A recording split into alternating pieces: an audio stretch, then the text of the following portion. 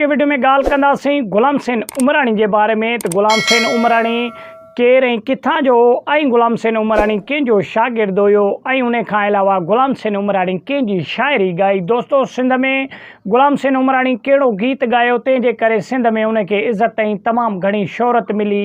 ऐं हिन वक़्तु 2025 में यकतारे चपड़ीअ जो जे अगरि बहितरीन जो अगरि केरु फ़नकार आहे उहो बि गुलाम हुसैन उमराणी आहे। दोस्तो गुलाम हुसैन उमराणी नंढे हूंदे खां ई ॻाइण जो शौक़ीन हूंदो हुयो ऐं कलाम ॿुधंदो रहंदो हुयो। जलाल चांडे जो तमामु घणो परस्तार हुयो गुलाम हुसैन उमराणी ऐं जलाल चांडे जो शागिर्द बि हुयो गुलाम हुसैन उमराणी। दोस्तो गुलाम हुसैन उमराणी सिंध जो उहो फ़नकार आहे जे नंढे हूंदे शादियुनि में वञी डांस वग़ैरह बि कई ऐं शादियुनि जे महफ़िलनि में डांस वग़ैरह वञी कंदो हुयो। दोस्तो ॻाइण जी ऐं फ़न जी दुनिया में तमामु घणो हुनखे शौक़ु हुयो।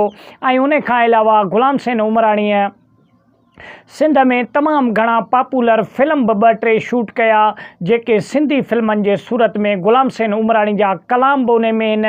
ऐं उन खां अलावा गुलाम हुसैन उमराणी जी तमामु बहितरीनु उन में अदाकारी ऐं तमामु हिकिड़ो बहितरु एक्टर थी बि गुलाम हुसैन उमराणी दसियो।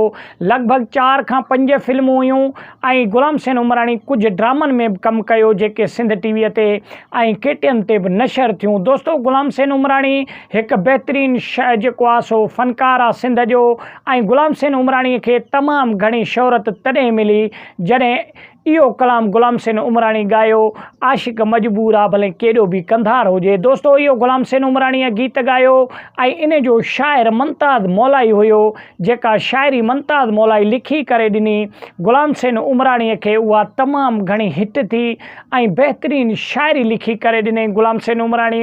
हिन वक़्तु 2025 में जे अगरि ॾिठो वञे त यकतारे चपड़ीअ में हिकु बहितरीनु फ़नकार आहे सिंध जो गुलाम हुसैन उमराणी जंहिंखे तमामु घणी मोट पई मिले। दोस्तो गुलाम हुसैन उमराणी जॾहिं जलाल चांडियो 2001 में हिन फ़ानी दुनिया खे लाॾाणो कयो ऐं उन खां अलावा मोहम्मद उर्स चांडियो 2018 में जॾहिं हिन दुनिया मां वफ़ात कयो त गुलाम हुसैन उमराणी खे तमामु घणी सपोर्ट मिली ऐं तमामु घणी शोहरत मिली। छाजे करे सिंध में जे अगरि सुठो फ़नकार ॾिसियो वञे ॿियनि जे निस्बत त गुलाम हुसैन उमराणी हो जेको यकतारे चपड़ीअ ते पंहिंजा गीत रिलीज़ कराईंदो हुयो। दोस्तो गुलाम हुसैन उमराणी जा 7 जी तादाद में एल्बम रिलीज़ थियल आहिनि जेके तमामु हिट कलाम आहिनि। दोस्तो गुलाम हुसैन उमराणीअ खे मुमताज़ मौलाई बि शाइरी ॾियणु बंदि कई ऐं उन खां अलावा ॿिया बि 2-3 शाइर आहिनि जिन्हनि गुलाम हुसैन उमराणी खे पंहिंजी शाइरी ॾियणु बंदि कई।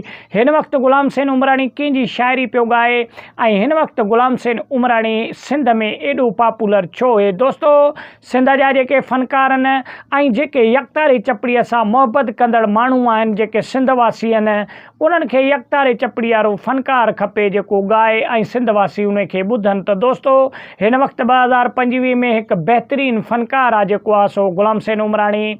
ऐं गुलाम हुसैन उमराणी जे ज़िंदगीअ जे बारे में नेक्स्ट को वीडियो तव्हांजे लाइ खणी ईंदासीं डिटेली।